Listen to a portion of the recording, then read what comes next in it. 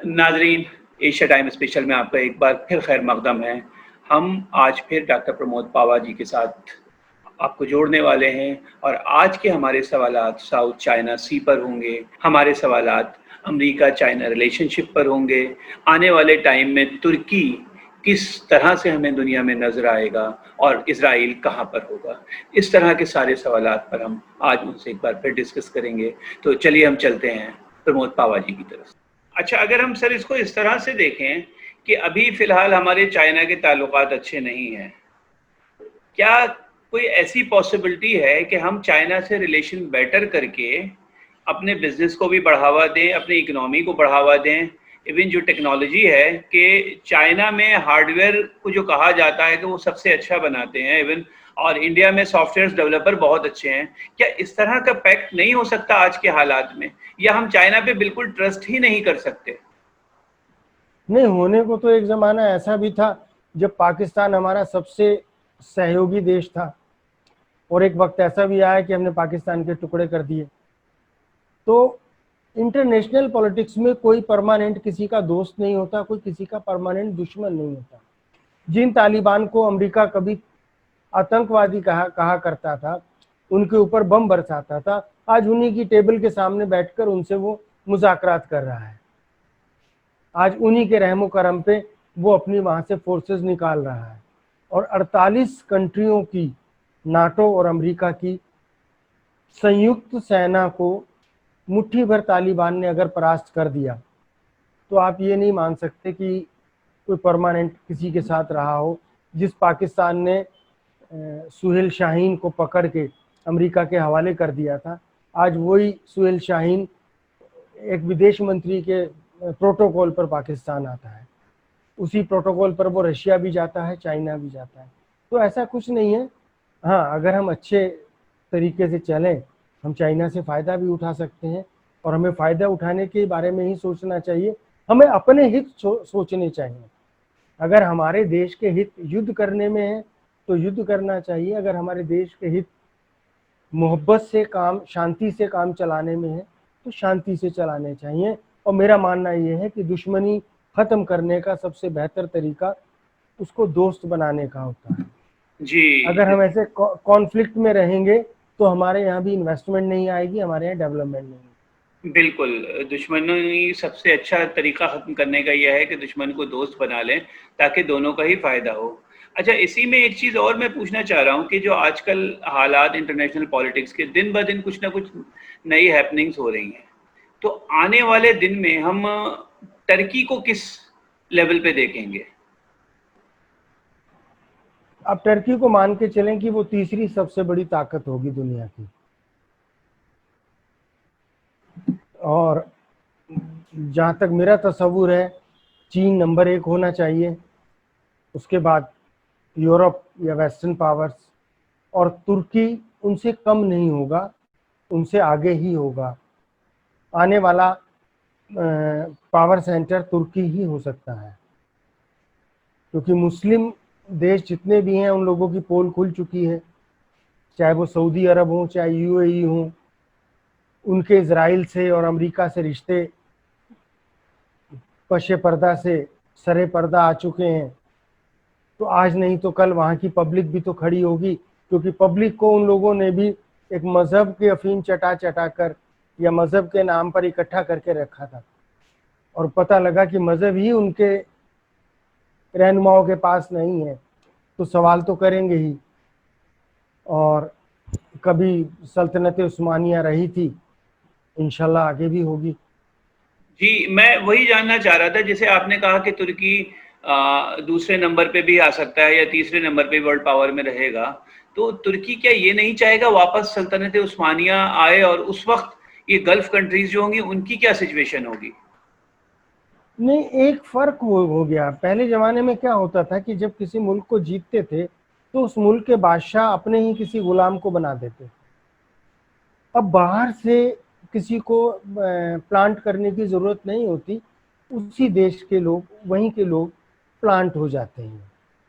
जैसे आज से 5-7 साल पहले तक नेपाल हमारा एलाइन कंट्री था, हमारा कोई आदमी वहाँ नहीं होता था, हमारा बादशाह नहीं था, नेपाली ही वहाँ शासन करते थे, लेकिन वो वही सब कुछ करते थे जो हमारे फेवर में होता। भूटान था, वो वही सब कुछ करता था जो इंडिया के फेवर में होता था। बांग्लादेश के साथ हमारे ऐसे ही रिलेशन थे कि बांग्लादेश अगर हमारे साथ नहीं होता तो हमारी मुखालफत नहीं करता था। तो ऐसा ही आने वाले वक्त में हो सकता है कि जो अरेबियन सल्तनतें हैं वो सुल्तान अपने लिए रहम मांग लें तुर्की से कि आप हमें रहने दो और हम आपकी अधीनता स्वीकार करते हैं। वही ब्रिटेन साम्राज्य वाली बात है कि आप महाराजा हैं अपने स्टेट के, अपनी प्रिंसी स्टेट के, लेकिन हुकूमत जो है वो रहेगी ब्रिटेन की।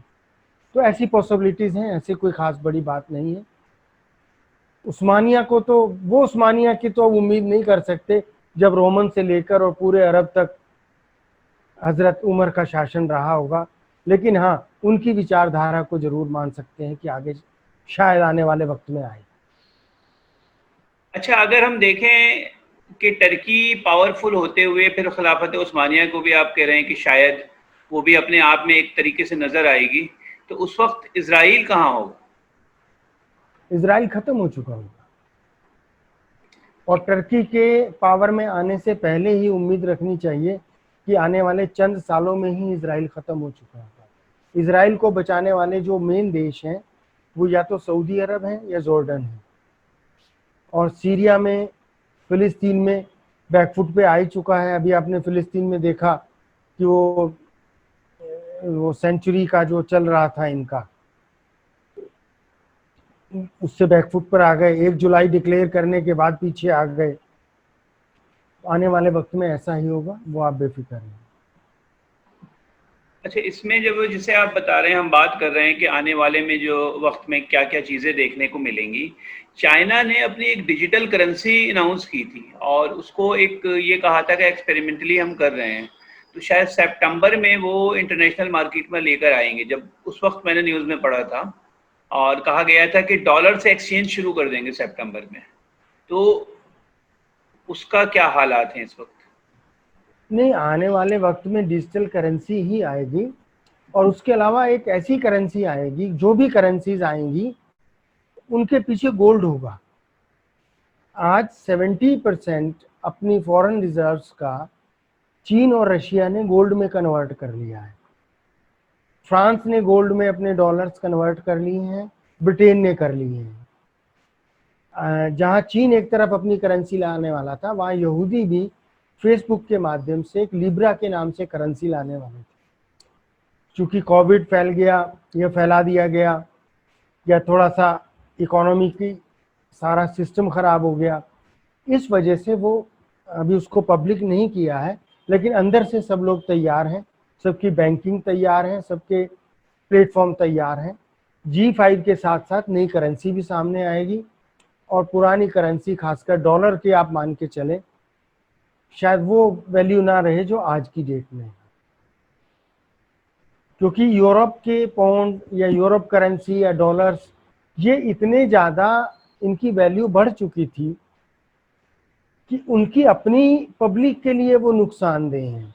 जो चीज़ हम 200 रुपये में अपने यहाँ बनाते हैं, जब वो डॉलर में जाती है तो उनके यहाँ वो $2000 में या $200 में बिकती है, और वो इतना ज़्यादा डिफरेंस हो जाता है। हमारे 200 रुपये वहाँ के $2.5 हो गए और उनके $200 हमारे यहाँ 14,000 रुपये हो गए। तो उस सारी करेंसी की वैल्यूज़ को रिकंस्ट्रक्ट करने के, रीवैल्यूड करने के लिए ही ये सारी इकोनॉमी बंद की गई है कोरोना के नाम पर। नई करेंसी तो इनको लानी ही पड़ेगी, नई वैल्यूज लानी पड़ेंगी, नहीं तो वो लोग सरवाइव नहीं कर सकते। ठीक है सर, ये तो हमने बात की करेंसी की। एक दफ़ा आपने पहले भी जिक्र किया था कुछ गिरे गवर्नमेंट के बारे में, और जो ब्रिटेन से चलती है वो। अभी कल के जो अगर न्यूज़पेपर देखें तो ब्रिटेन ने करीब पूरी दुनिया में करीब 49 या 48 लोगों पर पाबंदियां लगाई हैं, जिसमें कुछ बर्मा के लोग भी हैं, जिसमें सऊदी के लोग भी हैं जो खशकी के कत्ल में शामिल थे, और भी इस तरह का। इसको हम किस तरह से देखें? ब्रिटेन एक डूबता हुआ जहाज है और पहली बार ऐसा हुआ है उसकी ज़िंदगी में कि उसकी टोटल इकोनॉमी और टोटल जीडीपी से ज़्यादा उसके ऊपर कर्जा हो गया है। तो अपने सर्वाइवल के लिए वो आखिरी जंग लड़ रहे हैं, आखिरी कोशिश कर रहे हैं कि कैसे भी करके वो जिंदा रह सकें। उनकी जो प्लानिंग थी कोविड के आड़ में आने की, कि वो दोबारा से कॉलोनिज्म को जिंदा कर लें, दोबारा से 100 साल पहले की अपनी हुकूमत को और अपनी ताकत को जिंदा कर लें, वो चाइना और रशिया की वजह से एक तरीके से आप माने तो फेल हो गई, वो नाकामयाब हो गए। अब उस नाकामयाबी में डूबने से बचने के लिए हाथ पैर मार रहे हैं, उससे ज़्यादा कुछ नहीं। चलिए की मान बैंकिंग लेते हैं इससे ज़्यादा कुछ नहीं है, अब आखिरी हालात हैं और ऑलमोस्ट हम अपनी चीज़ों को कंक्लूड कर रहे हैं, क्योंकि जैसे मैं बताया था कि हम टाइम की लिमिटेशंस हैं हमारे पास भी। तो मैं ये चाहूँगा कि आने वाले टाइम में या इंडियन मार्केट में क्या चेंजेस देखने को मिलेंगी, इस पे आप अगर थोड़ा सा कुछ कह सकें। सबसे बड़ी चेंजेस तो ये देखने को मिलनी चाहिए कि सरकारें बदल जाएंगी यहाँ की, जो खुद पब्लिक भी चाहती है, बहुत से लोग चाहते हैं कि बदल जाए, अल्पसंख्यक चाहते हैं बदल जाए, लिबरल्स चाहते हैं बदल जाए, और जो भक्त नहीं चाहते हैं उन्हें आप इंसानों की कैटेगरी में अगर रखते हैं तो आपकी गलती है। जितने भी जहनी आदमी हैं वो यही सोचता है कि हिंदुस्तान भारत जैसा था, आज से 20 साल पहले था। इवन यहाँ तक कि अटल बिहारी के टाइम में भी हम लोग जितने इज्जत से थे, कम से कम उस इज्जत और उस आज़ादी से हम जिंदा तो रह सके। हिंदुस्तानियों को, भारतीयों को हर चीज़ कबूल है, लेकिन किसी की गुलामी कबूल नहीं है, चाहे वो मेरे अपने ही घर में हो। अगर आप अपने बच्चे को भी ज़बरदस्ती नमाज के लिए भेजना चाहेंगे तो वो सीना तान के खड़ा हो जाएगा, मैं नहीं जाता, कर ले क्या करे। प्यार से समझाएंगे तो वो जान भी दे देगा। तो ये हमारे साउथ एशिया के लोगों की जहनियत है। हम लोग घुटने नहीं टेकते, हम सर कटाना जानते हैं, सर झुकाना नहीं जानते। और ऐसे में अगर हमें मजबूर किया जा रहा है आज के निज़ाम में कि हम सर झुका लें, तो ज़्यादा दिन चलने वाला नहीं है। चलिए उम्मीद करते हैं कि कुछ बेहतर ही मिले हमें आने वाले दिनों में, और जैसे आप बता रहे हैं कि चीज़ें बेहतर होने की उम्मीद भी है, तो इंशाल्लाह इन्हीं चीज़ों के साथ हम आज यहीं ख़त्म करते हैं। बहुत बहुत शुक्रिया सर आपका। खुदा हाफिज़, अल्लाह आपको सलामत रखे, खुश रहें। जी, तो नाजरीन, ये थे प्रमोद पावा जी, जो आने वाली चीज़ों के बारे में अपने कुछ एनालिसिस हमारे साथ शेयर कर रहे थे। हमें उम्मीद है कि आपको ये हालात, इनके एनालिसिस पसंद आए होंगे और इसी तरह हम आगे भी जुड़ते रहेंगे। हमारी आपसे ख्वाहिश ये है कि आप हमारे चैनल को सब्सक्राइब कीजिए, लोगों तक पहुंचाइए, ताकि हम इसी तरह के और एनालिसिस डॉक्टर प्रमोद पावा के साथ आपके सामने लेकर आएँ।